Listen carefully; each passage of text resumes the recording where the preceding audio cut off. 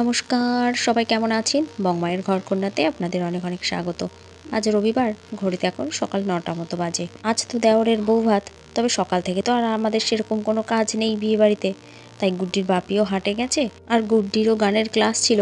তাই সকালবেলা উঠেই আগে ওর স্যারকে একবারটি ফোন করলাম যে স্যার সুকন্যাকে যদি নিয়ে যেতে পারি তা ওকে কি একটু আগে আগে ছেড়ে দিতে পারবেন? তা বললো হ্যাঁ, এক্ষুনি চলে আসেন। কিন্তু আমার বাবা মা আসছে এখন আমার এখানে, তারা এখানের থেকে ডাক্তার দেখাতে যাবে, ডাক্তার দেখিয়ে এখানে এসে থাকবে আজকে দিনটা।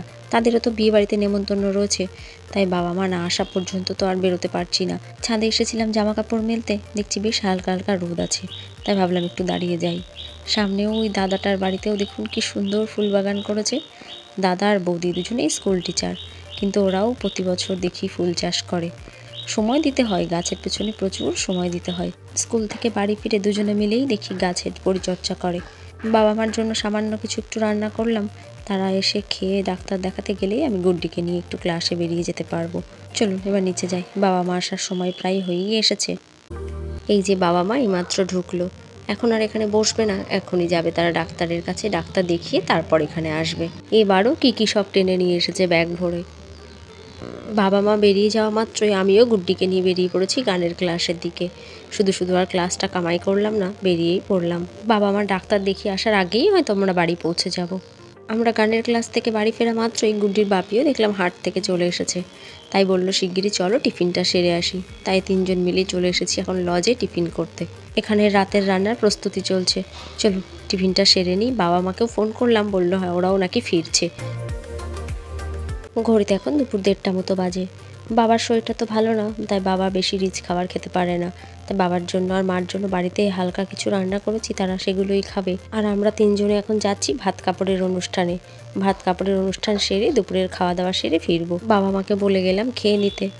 বাড়ি থেকে ভাবছিলাম হয়তো অনুষ্ঠান শুরু হয়ে গেছে, কিন্তু এখানে এসে দেখলাম না, সবে শুরু হচ্ছে। দুজনেই লাল টুকটুকে পড়েছে, কি সুন্দর লাগছে দুটোকে। মাথায় আবার গাঁদা ফুল দিয়েছে। এদিকে সবাই এত হইচই করছে, ভাত কাপড়ের অনুষ্ঠান দেখার জন্য সবাই এখানে ভিড় করেছে। আর গুড্ডির বাপি ওদিকে চুপচাপ নিরিবিলিতে দাঁড়িয়ে আছে। এই দাদাভাই হলো বাড়ির একমাত্র জামাই।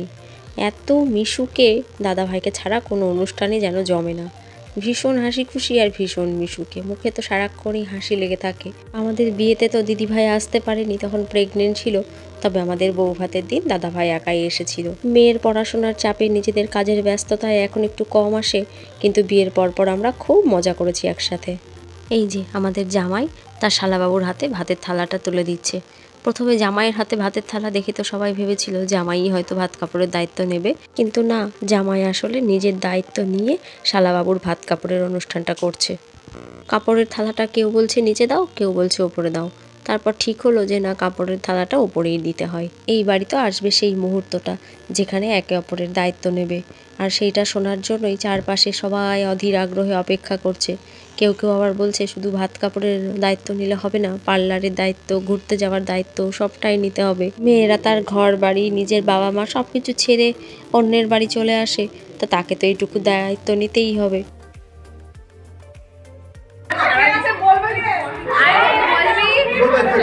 আজ থেকে আমি তোমার ভাত কাপড়ের দায়িত্ব নিলাম।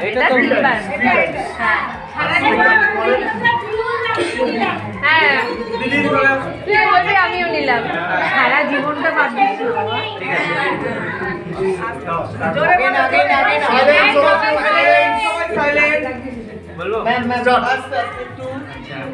আজ থেকে সারা জীবনের জন্য তোমার ভাত কাপড়ের দায়িত্ব নিলাম।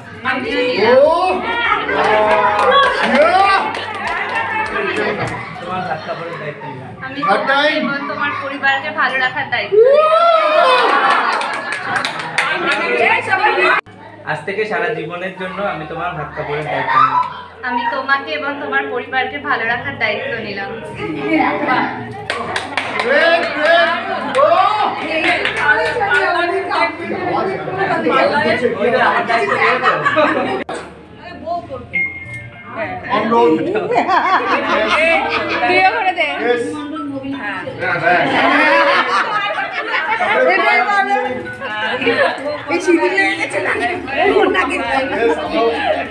এবার নতুন বউকে এখানে খেতে বসানো হয়েছে।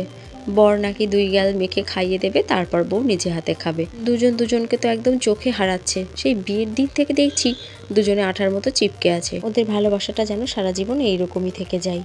সবে নতুন জীবনে পা রেখেছে, এখনো অনেকটা পথ চলা বাকি একসাথে। মনে হচ্ছে কিছুক্ষণ আগেই ছেলেটাকে আইবুড়ো ভাত খাওয়ানো হলো সবাই মিলে, আর সেই ছেলে আজ বউকে নিজের হাতে খাইয়ে দিচ্ছে। কিভাবে সময় দেখতে দেখতে চলে যায় জলের মতো। ওদিকে নতুন বর বউ বাড়িতে খাওয়া দাওয়া করছে, আর আমরা সবাই মিলে চলে এসেছি লজে এখন খাওয়া দাওয়ার স্বার্থে। কি সুন্দর করে গেটটাকে সাজাচ্ছে। আগের দিনকেই ছিল এটা মেয়ে পক্ষের লজ, আমরা সেখানে অতিথি।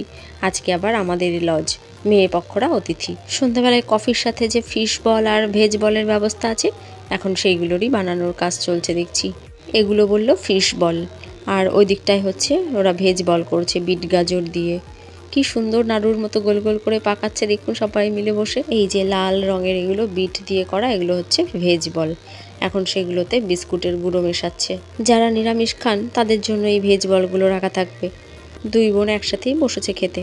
এদের খাওয়া হলে তারপর আমরা বসবো। আমি এখানে এসেছি খাওয়া দাওয়া করতে, ওদিকে মনটা পড়ে আছে বাড়ির দিকেই। কি জানি বাবা মা নিয়ে খাওয়া দাওয়া করলো কিনা ঠিক মতো। বারবার তো বলে এসেছি যে খাওয়া দাওয়াটা করে নিতে, মা বলল তুই যা, তোর কোনো চিন্তা নেই, নিয়ে খেয়ে নেবো আমরা। এই ক্যাটারিংটা তো গুড্ডির বাপিই ঠিক করে দিয়েছে কাকুদের। এটা আমাদের পাড়ার ক্যাটারিং, আমাদের ক্লাবের ছেলেরা সব করে। তা গুড্ডির বাপি বললো ওদেরকে একটু হেল্প করি, আমি পরে বসবো খেতে। ভীষণ ভালো হয় এদের রান্নাবান্নাগুলো। রাত্রিবেলায় বাবা মাকেও সাথে নিয়ে সবাই মিলে লজে চলে এসেছি। কি সুন্দর সাজিয়েছে গেটটা। তবে আসার সময় ঘটেছে এক কাণ্ড।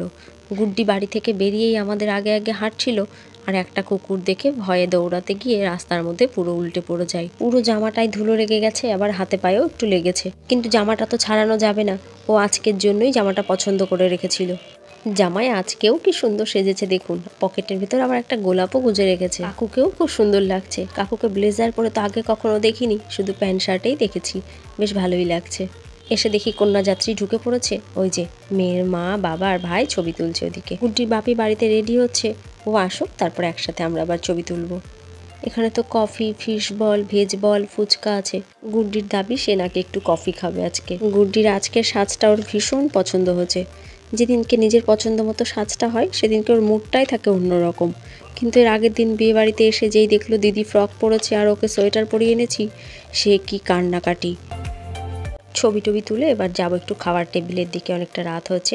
বাবার শরীরটা ভালো না, তাই বাবা মাকে খাইয়েই বাড়ি পাঠিয়ে দিয়েছি আগেই। ওরা হয়তো গিয়ে শুয়ে পড়েছে। এবার আমরা খাওয়া দাওয়া করে তারপর যাব। প্রথমেই পাতে পড়েছে চিকেন সাটে। অনেক কিছুই আছে মেনুতে, দেওরের বিয়ে বলে কথা, ভালো করে খাওয়া দাওয়াটা করতে হবে। দিদির কাছে আগেই শুনে গেছে গুড্ডি দিদি কী কালারের ড্রেস পরবে। যেই শুনেছে পিঙ্ক কালার, ওকেও নাকি এই পিঙ্ক কালারটাই পরতে হবে।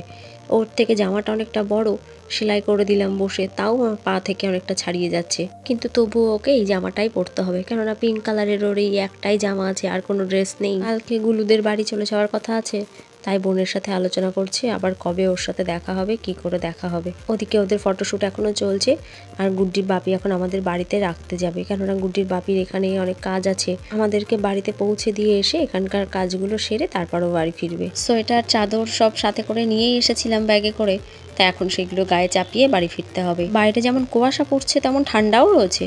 ভেতরেও অবশ্য ঠান্ডা এমন কিছু কম নেই, কিন্তু ওই যে নিজেদেরই বাড়ির বিয়ে, সাজে কম হলে চলবে না। পরে একটু ঠান্ডা লাগলে সেটা মেনে নেওয়া যাবে, কিন্তু এখন একটু সাজে কম হলে সেটা মেনে নেওয়া যাবে না। কটা দিন সবাই একসাথে ভালোই হইচই করলাম, আনন্দ করলাম। চলুন এবার বাড়ির পথ ধরি। কাল তো সোমবার, কাল থেকে আবার গুড্ডুর স্কুল শুরু। চলুন তাহলে ভিডিওটাও আজ এখানে শেষ করি। সবাই ভালো থাকবেন, সুস্থ থাকবেন। ভিডিওটি ভালো লাগলে একটা লাইক করবেন, আর কেমন লাগলো সেটিও আমাকে কমেন্ট করে জানাবেন। নমস্কার, দেখা হবে খুব তাড়াতাড়ি পরের একটি ব্লগে। সবাই ভালো থাকবেন, সুস্থ থাকবেন।